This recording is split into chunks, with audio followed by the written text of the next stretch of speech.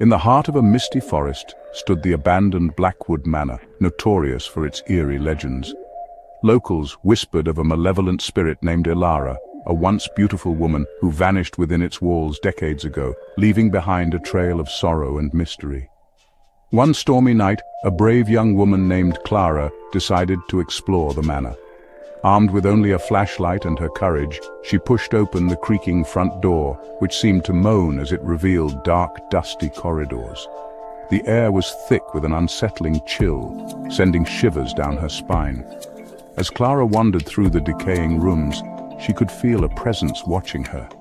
Shadows danced along the walls, and a faint whisper echoed through the halls, calling her name.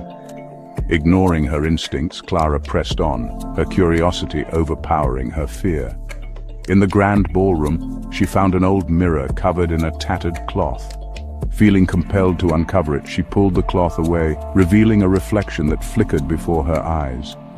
For a brief moment, Clara saw Elara's sorrowful face, her eyes filled with anguish.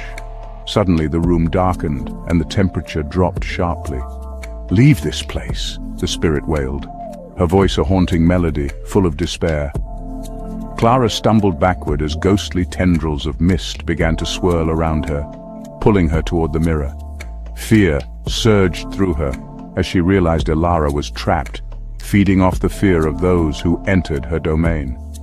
Determined to escape, Clara realized she needed to confront the spirit's pain. "I'm here to help you," she shouted, her voice steady despite her trembling hands. "You don't have to be alone."